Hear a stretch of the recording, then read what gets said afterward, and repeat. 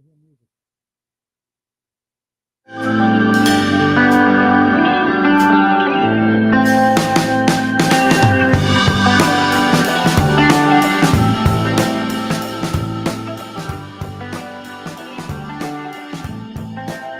Good morning and welcome to your daily game face. I am Dr. Kim Lannon and I am here in my freezing studio this morning on December 4th, freezing my yaya off because apparently they don't have heat in this building. I keep forgetting they have heat in this room. I know. And then you're so lovely that when I come in, you haven't turned it above 56. And so I'm freezing. Thank you. I would just like to say thank you for all of that. You're so divinely helpful. Okay, I'm just doing all testing, trying to make sure we actually go out on the air. I know. Can anyone hear us today? Yes. Oh, how fabulous. I just checked. I like our new setup in here. You like the dark screen? Well, I like the dark screen, and I've got this whole other visual going on that people can't see, obviously, but I can see it, and it looks fabulous. Nice. Well, I'm glad you like it. So, yeah, and you didn't even do it on purpose, and wow. Wow. Oh, good morning, Leanne. Leanne is here from Minnesota. I bet it's cold in Minnesota. I bet we're about to get snow. And I was at a place last week where we got 8 inches of snow on Thanksgiving, and it was beautiful. Yeah, you liked it, huh? Yeah, it was beautiful. Now I'm done. How was the drive back? There's no snow coming back. Okay. No? No. You don't take the Kangamangas, right? Because you get on 93. God, no. I wouldn't take the Kangamangas. No. I love it. That's out of my way. I love it. That's a great drive. I know, but that's the wrong way. I know. It's tough in the winter, too. Well, they close it. Well, no, I mean just... You can't get over Bear Mountain Road. No, I understand. People who are listening from all over the country are like, what the hell are they talking about? No, I did not take the Kangamangas, but I did drive up part of it because it was beautiful, and I drove up the notch because it was beautiful. I also have to drive over the notch to get to some place where I have a massage. My massage therapist she does it out of her home, and she does a fantastic job, and it's fabulous. So anyway, how was your Thanksgiving? It was nice. Yeah. Did you have your stress or no stress? No stress. Oh, wow. Was it because I helped you? Yes. Oh, really? Absolutely. Really? Is that why? That was good. Janet and the daughter went to her mother's. Oh, so. And I worked Thursday night. Oh, so you didn't have and any? Went in early, so. Yeah, exactly. Yeah. Well, that's good for you. Now it's Christmas. Now we're talking stress. Oh, well, this is good because I'm about to talk about a little bit of the offshoot of last week, but I'm also talking about the fact that we should be starting now for our better selves that we always say we're going to wait till the first on. I've had this conversation. This is what comes up. So it's hard not to have this conversation every year, but I try not to be too repetitive because then people are like, oh, we're talking about the same thing. But I also wanted to talk about how hard it is. I've had several conversations because I did, while I was away, I still worked. And I was talking to people about the fact that how hard it is to be with family and how the pandemic made it really easy because you didn't have to go to see family members that you hadn't seen in a year or two. It was a free out, and or you could still use the "I have COVID" excuse, which, by the way, people are still using. Oh, I know. Like, oh, I have COVID. Okay. Well, let's make it good for something. So one of the things that came up, and I didn't spend a ton of time talking about it last week, it kind of was at the end of my talk, was about the concept of grieving over holidays, and not just the grieving because of loss of someone, even though that's a huge piece of it, but also the grief of just being in the holiday season, how it's supposed to be this wonderfully happy, bubbly, all the things, the trappings that come with how it's supposed to be very cheerful.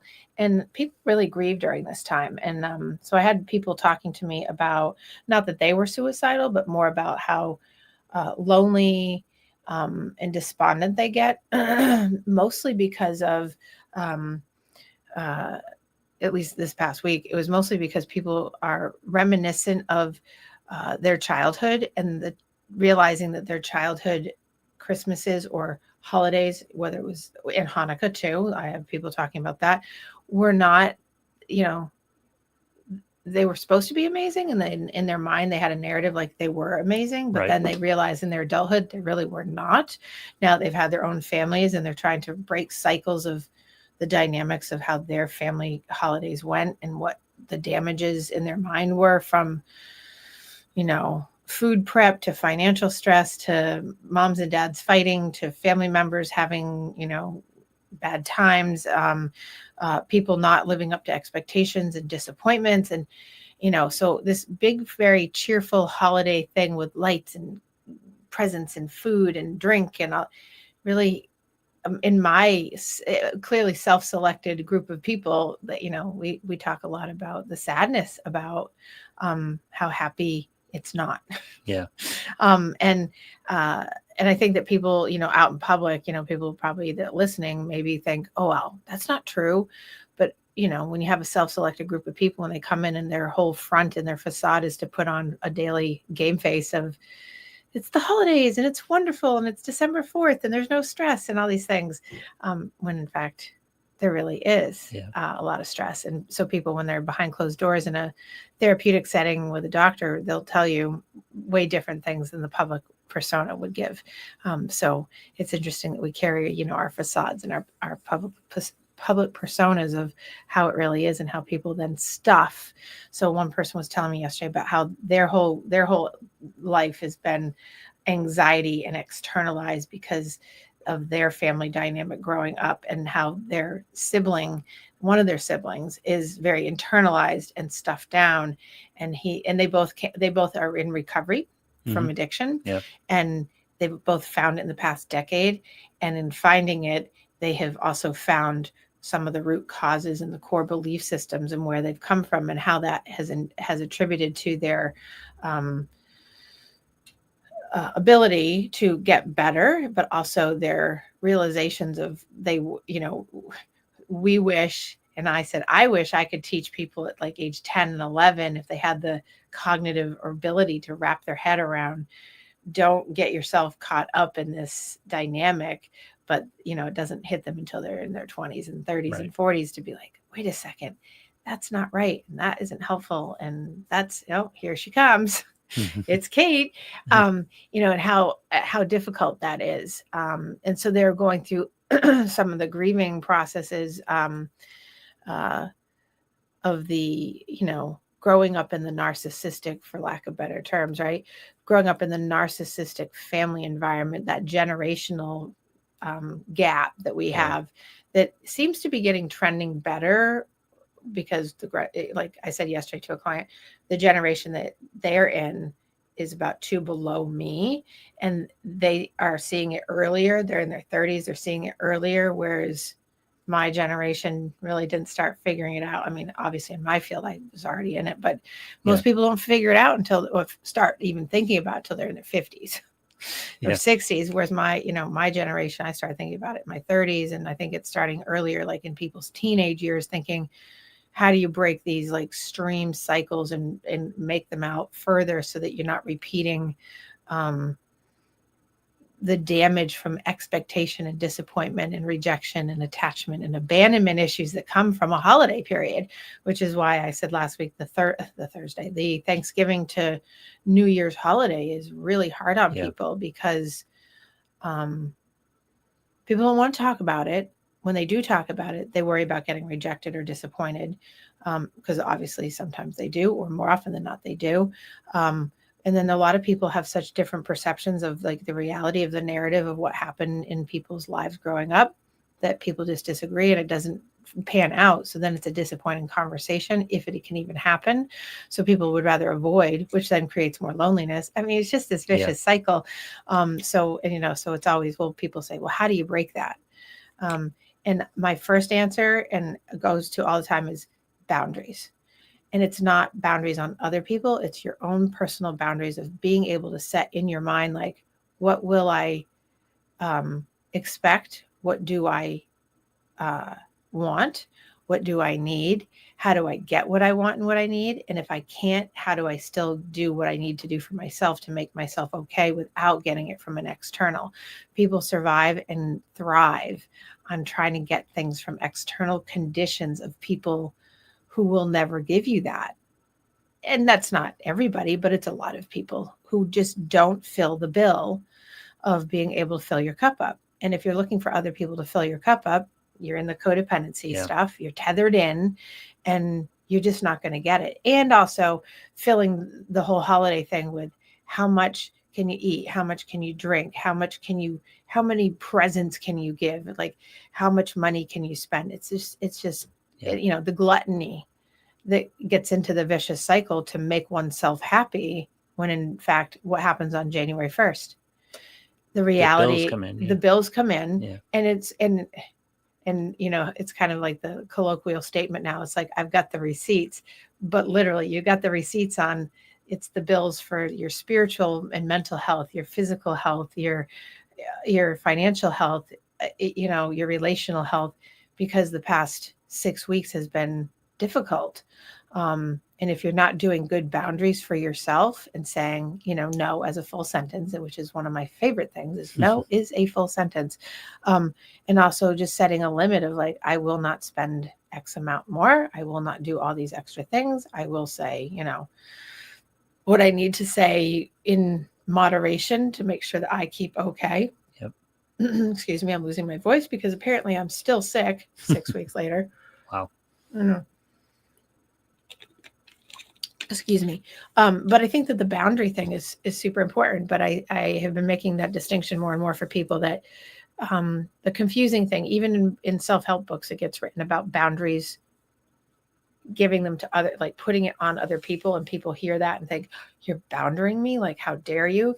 It's not about boundering someone else. It's about just creating your own safe space of, I won't talk about politics, I won't talk about religion, I won't talk about sex, whatever it is, the hot controversial topics, unless obviously that you're in a safe space. But it's really hard when families are together. How often have you heard anybody going to their holiday dinner where everyone is on the same page on those things, and then, or hurt feelings because so-and-so didn't buy you this, or so-and-so didn't buy that, and this is less expensive, or this is, it's just, so the spirit is like, how do you find the spirit of your own boundary to make yourself happy and find your own peace? My whole page turned on that with my firstborn. And it wasn't necessarily setting boundaries for myself, but setting boundaries for what was going to happen to her, and then later my son. It was like all the things that I had, all the issues I had from being raised.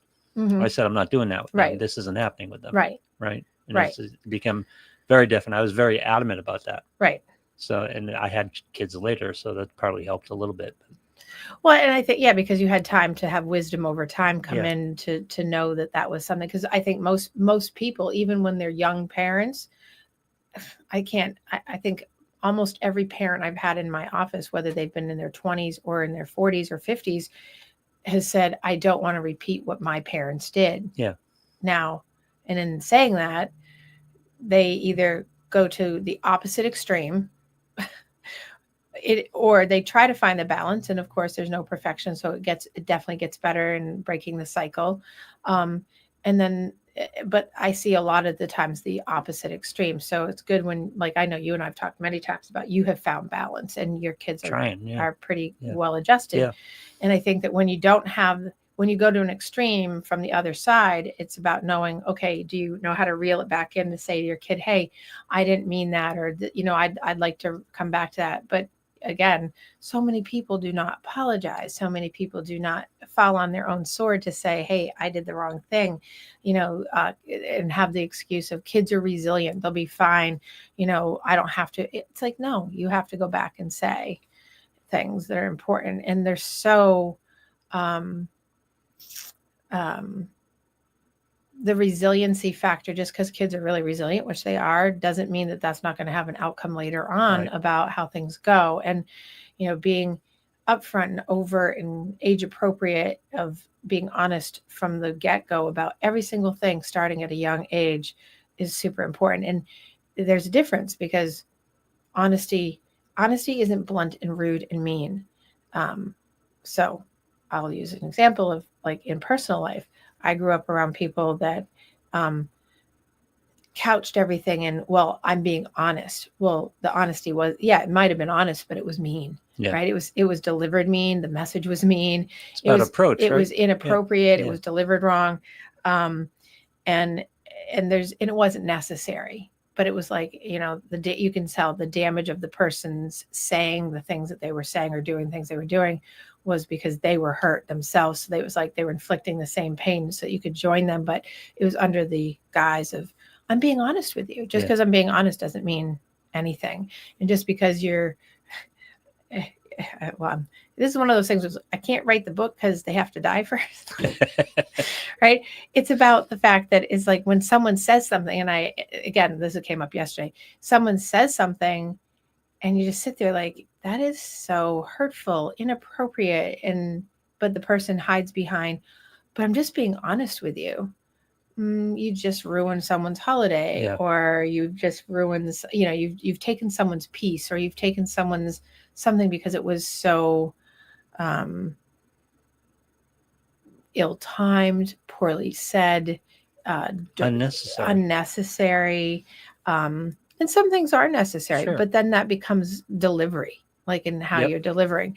The way that, hopefully there's no children listening to this, but the way that I found about, I'll do it this way. The way that I found out about like the holiday as a whole, it was very couched in a very awful thing. I was standing on a balance beam. Have I told you this story before? Oh, so I was standing on a balance beam and I refused because of fear. And I was very young, way younger than I should have to know about the holiday issue.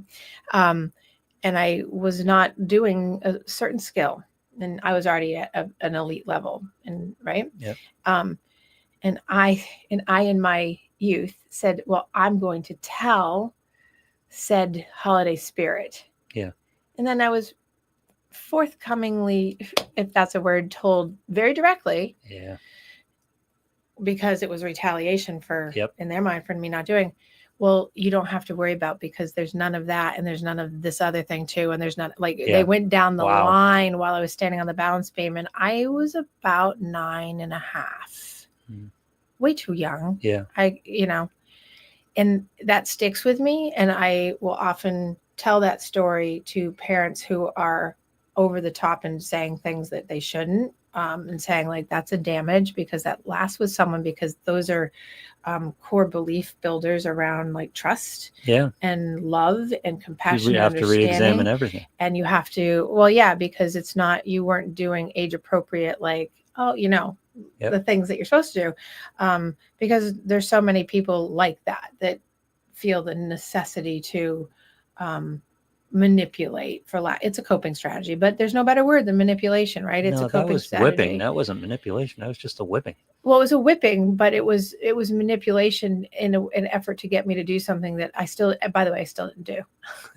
So it didn't cause, it did not cause that. I mean, I use it to show that it's an extreme. And I share that as an example to parents and new parents a lot of times who you say things that are like, I cringe, and I say, and self-disclosure in our business is typically not a thing, right? But I'm on air right now, so I can talk about this. But when we're in therapy, I wouldn't typically share 99.9% of anything, right? Because it's usually in the benefit of the therapist. It's not in the benefit of the client, because the client doesn't care. Right. But in those particular instances, I've used that example, and it's really set a good base for people to usually give me a really good response of like, oh my God, because it's such an extreme that when they're telling me their extreme piece, I'm trying to show them like, this is the damage. And like, here I am.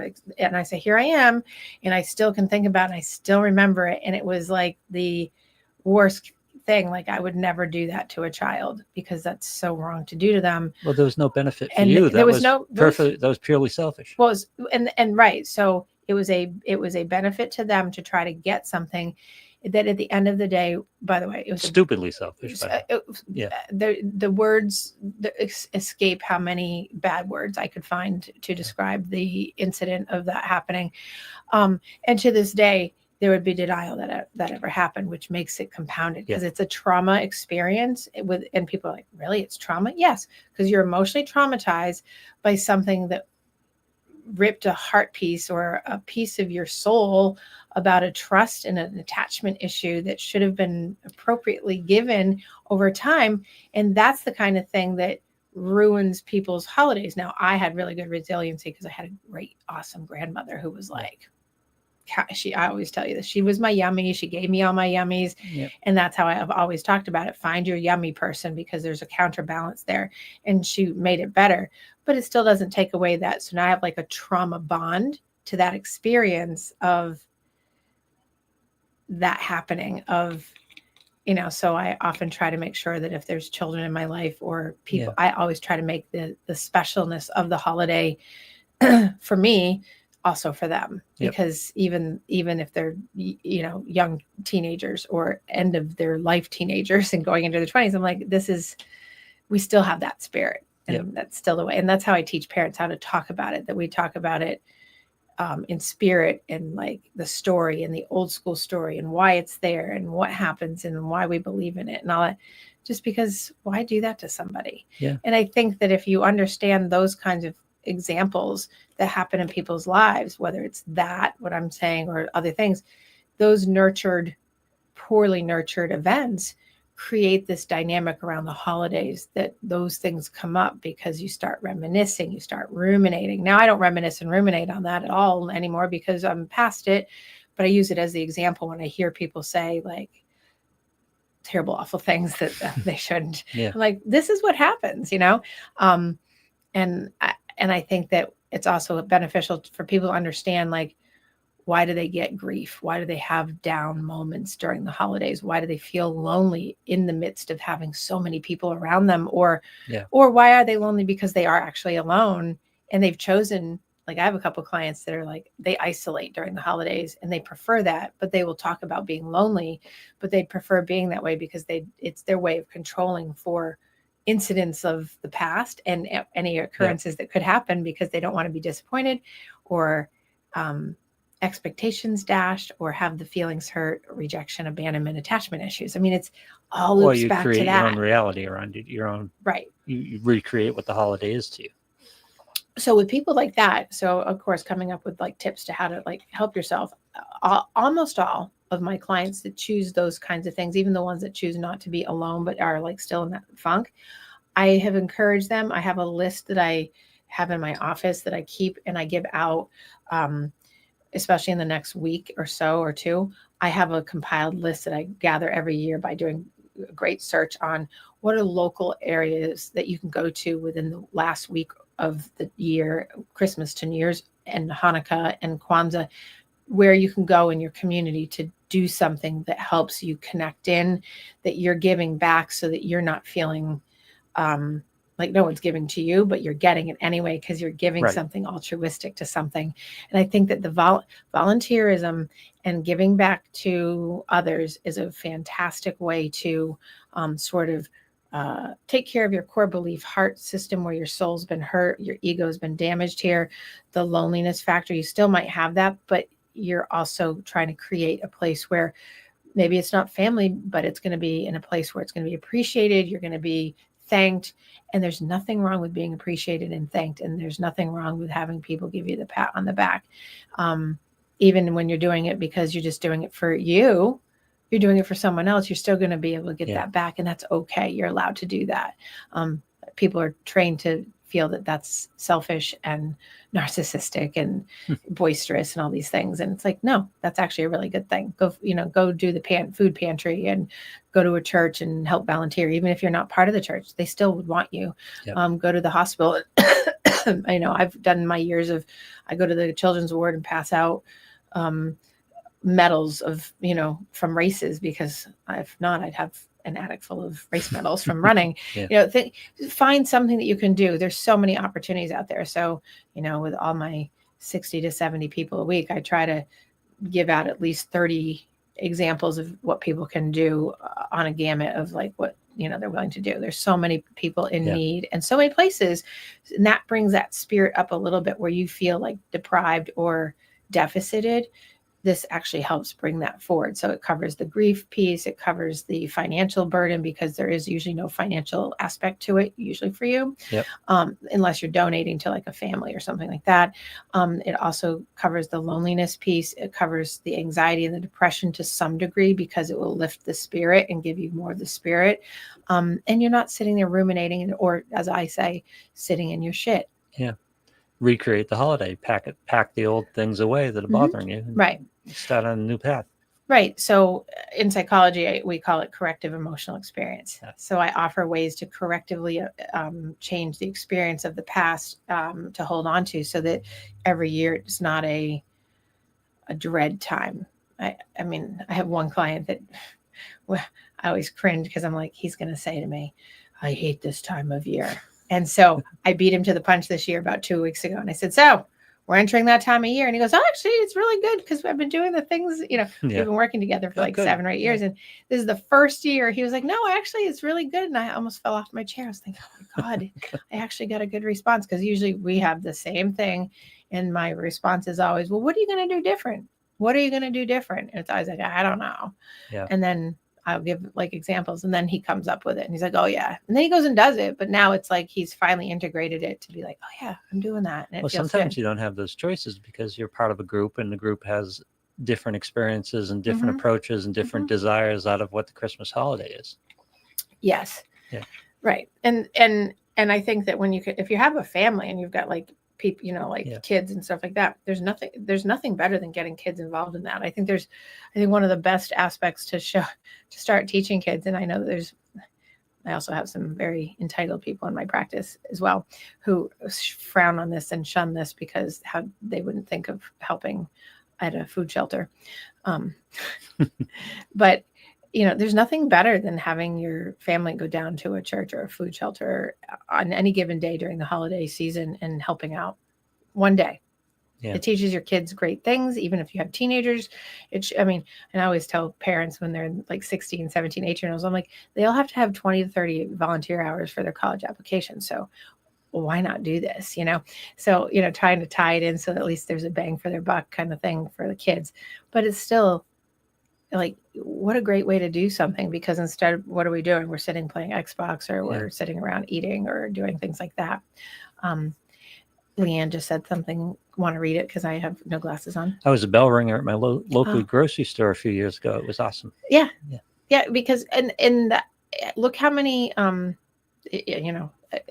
great thing too, because how many people that are bell ringers that you see outside grocery stores or the stores or whatever, at the mall or whatever, that anything negative is going on typically. Right. Because people are in the spirit, they're coming, you're not actually asking for anything, even though you are, for Salvation Army or something. People are just going to do what they're going to do. And it's just lovely. And people are like, Merry Christmas, Happy Holiday, Happy Hanukkah, like great, but so my point being there is, for the loneliness and grief factor, the volunteer piece is really big out there. And people, as long as they don't get too far into the holiday season and they're already in the funk, which makes it harder to get out. Yeah. So here you are 3 weeks out. This is like a really good time to kind of get ahead of your ball rolling over you to get out there and, find those things. If people that are listening have a hard time finding things, you can certainly email me or text me here, and I can give a list. If you tell me where you are in the country, I have resources pretty much everywhere that I can hook you into and find places. And people often will think that donating money is a thing. A lot of people can't donate money, and so do something. Volunteer somewhere. Everybody, there's so many places needing it. So hospitals, VA centers for veterans, nursing homes always need, animal shelters need, churches need, temples need. The lists are endless. And I think it's still volunteerusa.com. Maybe it's changed, but it's going to be something like that. They list a daily, weekly, monthly, and yearly list of within your catchment area of 2, 5, 10, 25, 50, and 100 miles of things you can do that you can pick from. It gives you a drop-down list of any type of person, group, and you can just do it, and they'll tell you what's there and give you the hours, and you just call them up or you sign an application, and it's that easy. Yeah. So if you don't want to like go through me, volunteerusa.com or something like that, because I'm not sure if the website's changed, but if you look that up, it pops up with what it changed to. So, but I think that's a really good reliever for grief and loss and feeling of attachment issues during the holidays. You know. Yep. What do you think is the number one thing for people psychologically during the holiday time that they suffer with? Gift giving. Yeah, gift giving and money. Gift giving and money. Yeah, gift giving and money, because people feel compelled to give the perfect gift, or many people, not most, but many people get into the whole thing if they have like multiple people that everyone has to get equal. I was raised raised in a money equals love type of situation, right. And so that's difficult. And my ex was really funny about that, because she was one of 6 siblings, and it was very important with the 2 kids that we spend equally. And I'm going, my kids aren't really going to care if $50 off on one or the other. Oh, we got something special for one of them. Right. But she was very adamant about it. And that came from her having 6 siblings, and, who got loved more. Well, and that's the thing. And when it's, I'm not a big proponent of this at all, because I think it gets people, and I can't say that I don't have it around me, because I certainly do in my personal life, of people having to, well, I bought this for this person, so therefore I have to equivalently give to this, because because people get all pouty and upset. Yeah. And I grew up with, like you just said, I grew up with a lot of that. Like, it has to be, if someone gets 10 gifts, the other person has to get 10 gifts. Yeah. If you spend $1,000, everybody that's impossible. I mean, people do it, and this is why they get in debt, right? You spend $1,000 on, you have 3 kids, you spend $1,000 on one, but you spend $500 on the other, and you've got kids that are entitled, and they like, well, you didn't spend enough on me. That's a parental issue that you've gotten yourself into, that, that's, and then you've put the pressure on yourself that, if you've got a 20-year-old expecting $1,000 worth of gifts because the 10-year-old got an Xbox, and it loses everything. And so the financial and the gift giving gets into such a stressor for people, and anxiety. Yeah. And then it creates that vicious cycle of, now here come the bills, right? Yeah. But that's, the precursor to it is how, the stress of, oh my gosh, there's only 3 presents under the tree for Billy versus, 5 for Susie. It's like, but men have this pressure a lot, because generally the partners often equate what they got for them with thoughtfulness and how you feel about them, as opposed to what happened the rest of the year. You know what I mean? Well, there can be a lot of pressure in that regard. Well, I think that here comes like the gender thing, and it's not just gender, because it happens in couples in general, but about people in general, and I think particularly women, and I'm talking about like heterosexual relationships here, they prefer to be given things that are thoughtful and not just pragmatic, like a blender. No, yes. Yeah. Right. And so I've had my share over the years of men who've come in after Christmas for therapy because they're on the verge of divorce, because their wives have, serious, I'm not kidding, about they're on their 10th or 12th year of feeling so hurt that the wife has finally said, I'm not doing this anymore, because I don't feel like I'm a priority. I don't feel like I'm, because of the Christmas because of lacking Christmas gift, or the lack of being thought of. Like, they have given to the whole family, and then they're sitting there on Christmas morning, the wife or the girlfriend or whatever, if they're not married, whatever, and not getting anything. One of the most traumatic Christmas so experiences. Awful it's painful for me to hear that for people. One of the most traumatic Christmas experiences I ever had was my in-laws, my former in-laws, when the mother was just so upset at the gift. Right. Yeah. And it's like, he was just a guy being a guy, and, maybe it wasn't the most extravagant gift or the most, quote, you used the term thoughtful gift, but he was just being a guy. And it's like, she was so upset by it. It was really traumatic for me. It really hit me hard. Yeah. What was the gift? Can we say what the gift was? It's slippers. Oh. Slippers. Yeah. Yeah. It was, well, because you know why? Because slippers are like, no, I know why. You know why. Yeah. it's and so there's like these things, and that's what gets in there. It's like you can't just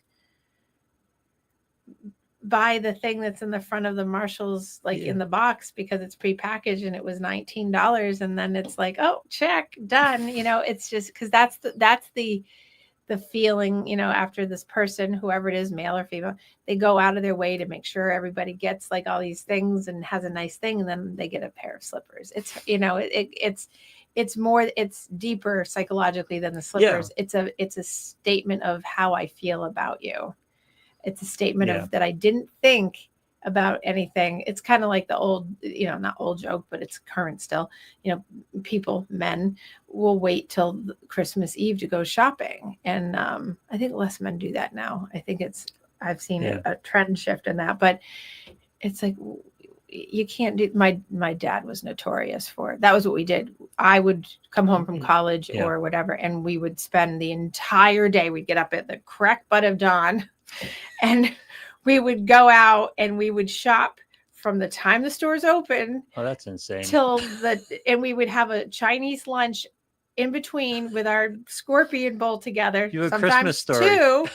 And then we would finish out and close out the stores. And then we'd have to, and he would be rushing around like to find, in the mall, like places that would wrap. And like, it was always insane, but it was a lot. And it would make my mother crazy. And it was entertaining for me because I would be done, but I'd be helping him, and it would be insane though, because this is what, there were hardly any women out. It was always men doing exactly the same thing. And this was back in the like 80s and 90s. And I'm like, oh my God, this is insane. Yeah. And the gift wrap places were making hand over fist money on the day of, because every man was lined up. So counterproductive too. It's like the worst time to be shopping. Well, it is. Yeah. And everything at that point, I would tell my father, I'm like, everything's picked over. And it's like, he's like, oh, no, we got it. And I'm like, oh God. And it would be like the thing she wanted that she really asked for from him or whatever, it would be like, well, she asked for stuff. Well, he would say, what do you want? And she would say a couple of things, but can you do that? You can't do that. That's the problem. That's part of the problem. Well, you can, because people do that. Like, people ask me all the time what I want, and I'm like, I don't know. I'm like, and then I wing it, because people are like, no, really, what do you want? And then I'll be like, well, I don't know. Just, but then of course it'll be entertaining. I did say this year, if one person gets me one more mug or a Stanley or a drink cup, I'm throwing it off of my roof. No. So now, please, nobody that's listening, please do not send me a freaking mug, even if it has a cat on it. I don't need one more mug. I don't need one more cat mug. I don't need one more Stanley. I don't need one more. I don't need any of that. They just go in a donate box, unfortunately. And fortunately, they go to people that probably really want them at Savers for the Epilepsy Foundation. And I'm being honest. They just end up in the giveaway box, and you probably spend $50 on it. And you don't need to do that. I'd rather have a scratch ticket. There's a possibility I could win. There you go. Well, then, because at least the $50 that you spend on the scratch tickets, I might win $1 million. So, you know what I mean? I'm not drinking out of that Stanley Cup. I always feel like the best gift I can give people is don't get me anything. There's nothing I really want or need. You take the pressure off yourself, put it somewhere else, but people don't react well to that either. Well, they don't, because they feel compelled to have to give you, because people, and the other thing, people love to give me clothes. I don't like it. No, so it's so presumptuous. I don't like, because I'm very specific about my clothes. Yeah. And so, and these are the things. And so I'd rather you get me a gift card to the place that I like getting clothes. Like I try to give like other alternatives, because I'm just not because those end up at the same place too. They go to the Epilepsy Foundation and the Children's Fund, and just get donated. Like between Christmas and New Year's, I make my big lot of donation to like these things right before the tax season ends. So I donate out, because I get all this stuff, and I'm like, I'm out. Now, that's a strategy I use too, because I'll shop and I'll explicitly say, this is basically a gift card. If you don't like this, go get something else that you want. Right. And I'd try to go in places I would never be caught dead in. Yes. Well, a couple of years ago, I sent Jenna the picture of me in a mall. I went shopping in a mall. Was that the gift? No. It was just the proof that I put some effort into this. Oh, well, I went into the mall for the first time in probably a year and a half the other day. And I was like, oh, this is why I don't come here. Oh my God. But It's I did, unbelievable, but I isn't did it? actually find things that then I was like, oh, I actually would want Mm. that. But I would, if I don't go in the mall, I would never know because one, I don't shop on that from online for things because clothes, Yeah. no. And I'd rather do it myself. But I was in the mall and I was like, this is why I don't come in the mall. Yeah. Because there's a lot going on there that I don't want to be around. Yep. So no. It also did not help that there was a person standing out in front of the mall screaming at the sky. And I was in my head thinking, he's got a gun.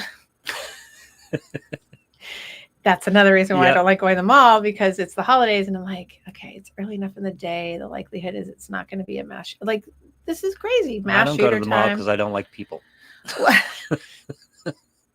Well, I can't say that on air, but I get you.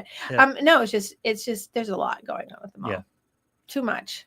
So it was a very calm time, but it was still a lot. Yeah. And there's a lot of people out there. And I was early and I was thinking, wow, this is a lot.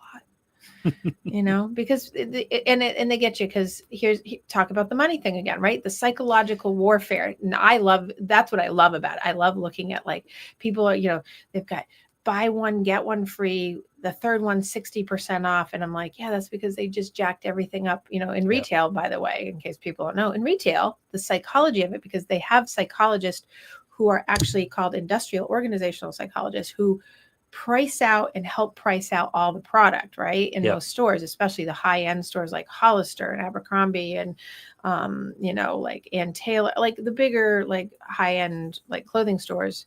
Retail they get it for $10 and then they 100% increase on everything. So if it's a $50 item, times it by 100, that's what you're paying for it. Then when they say it's a price markdown, you're still paying more for it.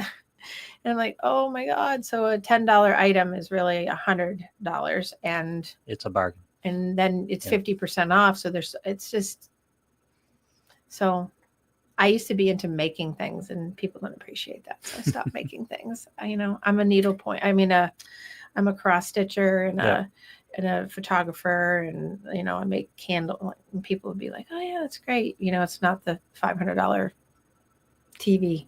So I got away from that because people were taking my joy from my Christmas because I had to look at their faces like, oh, that's nice. I'm like, that is actually really nice. That's how I tried to deal with all the peripheral stuff, but it doesn't work. No, that's why I get you booze. That works. I know you like the booze. I get you. Yeah. But anyway, so here we are. And like, this is not like a new concept, right? But the psychology of the holidays is big business. And so it again comes back to boundaries set around family expectations, boundaries set about like right now, you should have probably, because people said, I've been shopping for months. Okay. That means you've probably bought too much at this point. Yeah. So also it's a good point to do because then you probably aren't spending as much in terms of like right at the last minute and then have a bill as big, but set your boundary around how much you're going to spend. How much are you going to do? How, who's on your list? Is there a way to like make it so that you don't get yourself tapped out or stressed out?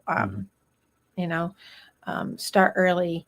I tell people every year, put aside a Christmas envelope and the amount of money you accumulate in that year, that's what you spend. And that's it. It's really hard for people though, because people get, woo. Yeah. But the money thing and the gift thing is the biggest psychological stressor. It is also a very high time. So talk about physical stress because of those things. This is when people have really bad anxiety, more panic attacks happen, and also cardiovascular events because people get so overwhelmed with the stress of things. You see people, I don't know the statistics, but a while back, a few years ago, I was reading an article on like the New Year, the Christmas, the 2 weeks before, how many ambulances come to a mall event incident because somebody has too much stress. Also overeating. Oh, yeah. So being out Christmas shopping, going to like, Cheesecake Factory, not knocking Cheesecake Factory, but it's just, or Legal Seafoods or whatever is in your local mall. And then, having like massive amounts of food because you're all there and it's fun and a few drinks. And then you're like, you know, you get up from the table, you're hot from walking the mall, you have cardiovascular event because you're stressed. And then, you know, something happens. So I can't remember what the statistics on it were, but it was pretty, I would just remember the article. It was significant because I remember the article and being mindful of your, you know, your sugar intake and your physical health when you are walking around shopping like that and you're under stress, you have financials, you got people going, get me this, get me that, I want this, or, you know, the there was dynamics. no good food in the mall. So when I was well, there are in the restaurants that are on the wings of the mall. Like if you go to like Legal Seafoods or you go to Cheesecake Factory or you go to like one of those. But when you're in the mall's food court, I was in the mall food court the other day. I mean, healthy food. Oh, right. There's plenty of good food. Right. Well, there's healthy food at those anchor stores. But in the mall food court, oh my God, because I hadn't been in a year and a half. Talk about heart attack. There were 4 different types of Asian food. So there was one place that was just like traditional American Chinese food. Then there was a sushi place.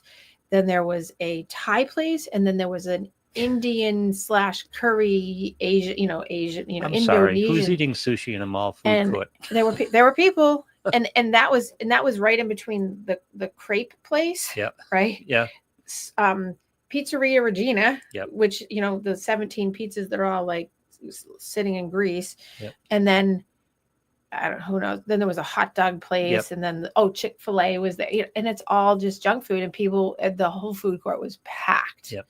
And I'm like, oh my God. And this is what I'm talking about. Like that's another stressor because people go in and they sit down. This is like maybe they don't do it very often, but that puts a lot of load on you, especially if you're not eating that typically, but the mall food just is. And it's not just older people. The problem with that, because we've talked about this in the past, that type of food contributes to anxiety that 20-somethings are having, and and late teens and 20-somethings are having. That kind of food just ramps you up. Well, so you have to remember. So now here we'll go into the food thing. Like when you're doing out the shopping thing, when people do stuff on the fly or they eat the stuff, even if you're in your teens and 20s. All those food, like the 4 places I just mentioned, just off the top, they're all loaded with MSG. They're all sitting there pretty much all day, although they might be fresh in the morning, maybe, right? They're loaded with preservatives. They've got not knocking them, but if that's not something you're typically eating and you're doing it on the fly, plus you're having maybe a whole bunch of coffee and then Diet Coke, and then you're having a pretzel from that Annie's place, and then you're going downstairs and having a crumble cookie. I mean, like the amount of stuff I watch in the malls. And I would imagine most people aren't eating that much every day, but you go into that environment, the mall's hot. Yep. Everyone's wearing jackets, at least here in the Northeast. They're hanging them off their 5-foot-long stroller that slams into you while you're walking down the mall. See, this is where I don't go to the mall. Showing scars. Yep. But these are all things that contribute to that. Plus, you're getting ramped up because maybe if you're doing it with family members and everyone's in a different, perspective, and people want to go, and someone's annoyed, and someone's now sick, and. This is what I'm saying. Plus, there's that psychological thing because you have no other alternatives. So once you give in to the bad stuff, you go, all right, I might as well just go for it. And that's what people do. They don't just go in and have like a crepe. They there's food stuff along the whole way in the mall, and it's like, oh my God. And now they have this store, at least up here in 2 of the big malls, the sweets candy thing. It's just a big, massive candy. Yeah.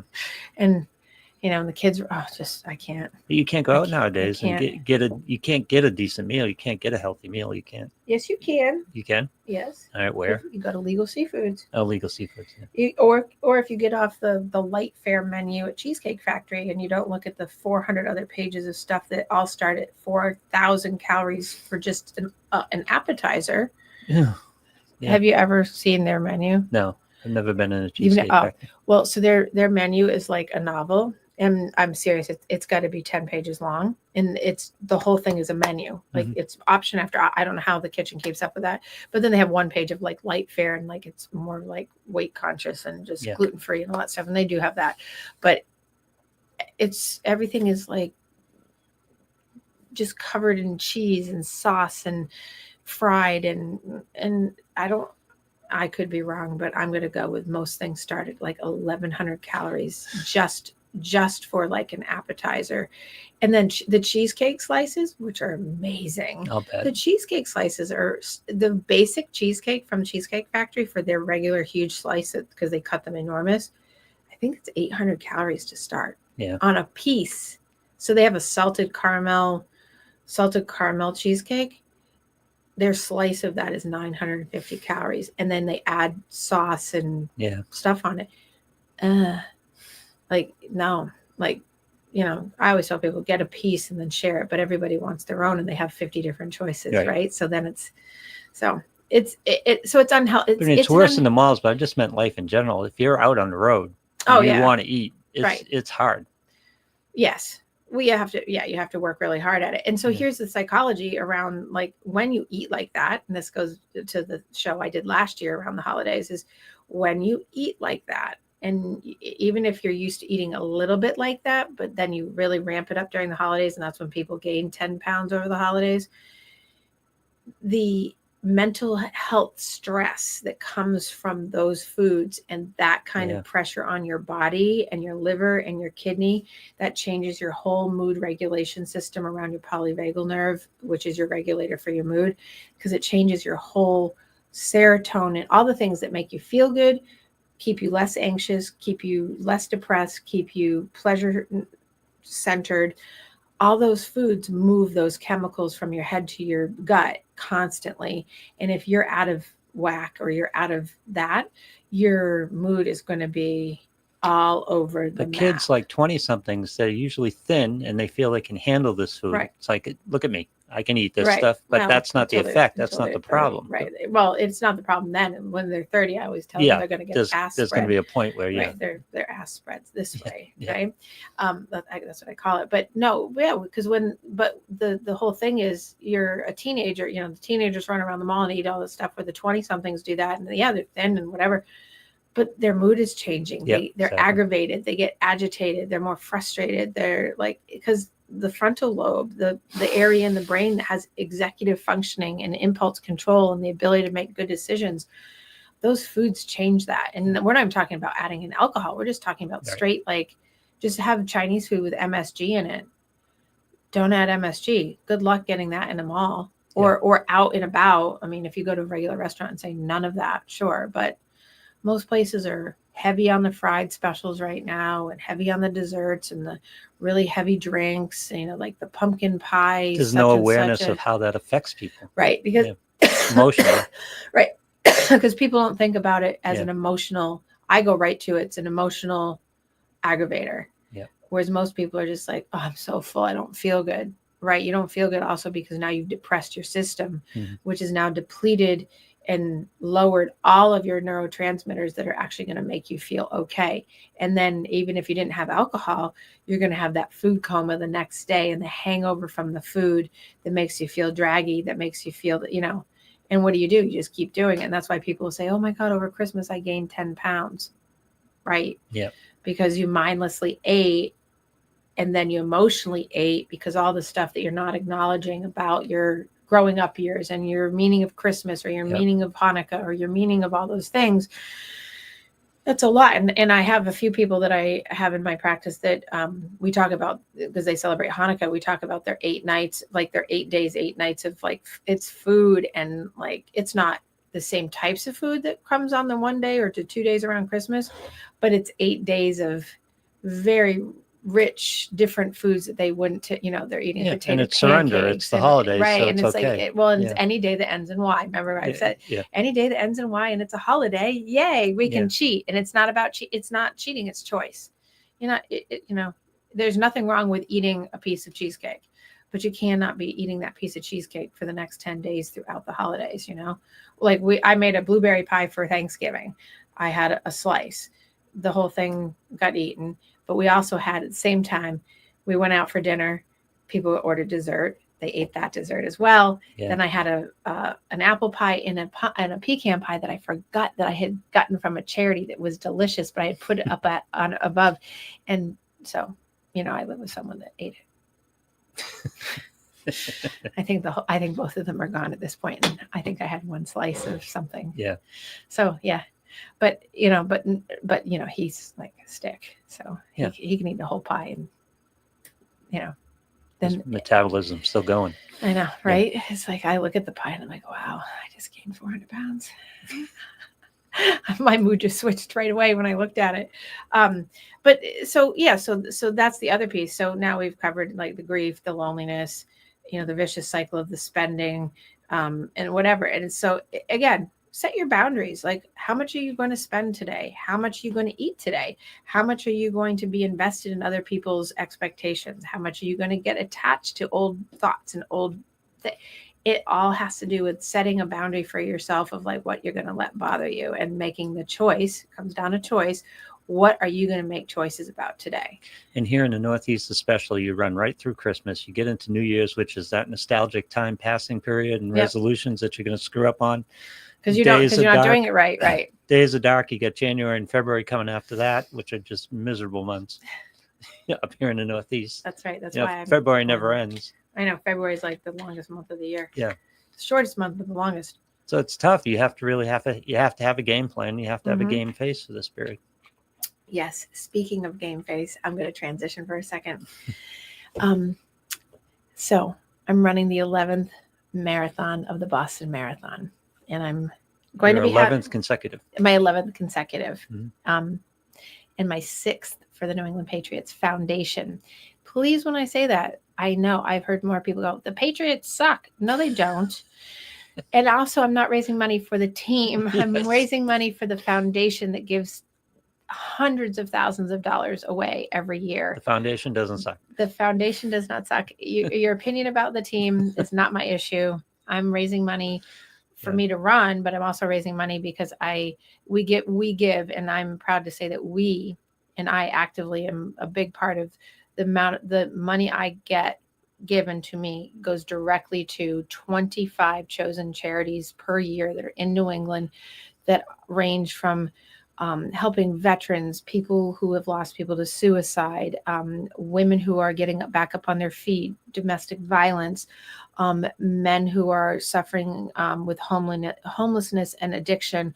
Like you name, there's some just amazing. If you go to the Myra Craft or the New England Patriots Foundation website and look at over the years what we give to, because every year we get about 400 different applications from across all the New England states, and we pick 25, and then we give, each gets $10,000 and one gets 25. And I raise anywhere from $10,000 to $20,000 a year doing this charity drive in the next 4 months. I always try to do it in the next 2 months because it makes training easier. So I do have my link up for my $10,000 that I'm trying to raise.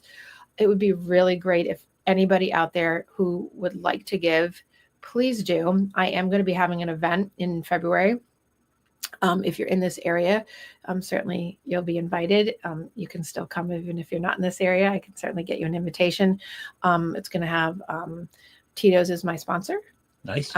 Which is really great. They're doing a signature drink for my event, and we're going to do a musical bingo, and I'm having a really great comedian who is coming on the show next week at this juncture, which you didn't know. I didn't know. No. But we're going to have a return to talk about philanthropy and humanitarianism again, but from a different perspective on different things. But also, he's funny as hell, and he'll give us a little snippet. But he's going to, I believe, come and do that event. So, but in the meantime, I'm going to do a lot of other things. But I'm asking people certainly to please give to my link. Hopefully Lou will find it and post it up at some point. If not, I can do it later today. It's the Give and Gain. It's under Give and Gain. If you go to my Facebook page, if you're a friend of mine, you can see it because I've already posted it for Giving Tuesday yesterday and got nothing because I think everybody was asking for Giving Tuesday yesterday because it's a big time of year. But it's my most recent Give and Gain, Lou, if you can find that. If you know anybody that can help you help me, that would be great too. If you have a company match, it's a 501c3. I can get you the information because then they double it. But I would actually love to be able to hit my 10,000 and then just have to sail through to get to the rest of it and have fun for the rest of my training. I'd love to have that done by the first of the year. I tried this last year. It didn't work. I made it by January 31st, which is still great, but I would really like to have people kind of help me out this year a little extra. I've actually started training. I dropped 52 pounds from last October to this October. So I am a lot lighter and faster. Probably having the gallbladder out helped me you had a some lot. cut out. I had something cut out that helped along. Yeah, you're going to come back with all your organs after this? Who the hell knows? But I just feel like it's going to be a really great running year, and I feel really inspired this year, and I've got a lot of really good stuff coming up, so I'm excited about it. But I really do have a passion and love for, outside of my cats at Wildcat Sanctuary in Minnesota, and several other sanctuaries, but that one in particular, this is my baby, New England Patriots Foundation. I love running for them, and I love raising money for these amazing charities and doing this. So we have our big team kickoff dinner tomorrow night at Gillette, and I would love to be able to go in with maybe even a couple $1,000s today, because I'm right now at 50. And I had my very first donation back on the 4th of November when I posted it. But I am going to give this time because this is a time of giving. And if you want to help me out, which helps me help other people out, because I run for the people that can't run, essentially.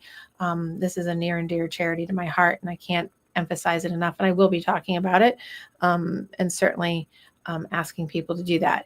People have asked me if I'll be doing my squares for Super Bowl. I likely will be. I have not gotten the grid together or started talking about that yet, but certainly if you do donate to a certain extent of a certain amount, I can always jump that into a place on the grid once I put the grid up. But it won't be like $5. These are usually anywhere from $50 a square to $100 a square, because I go for the 10,000.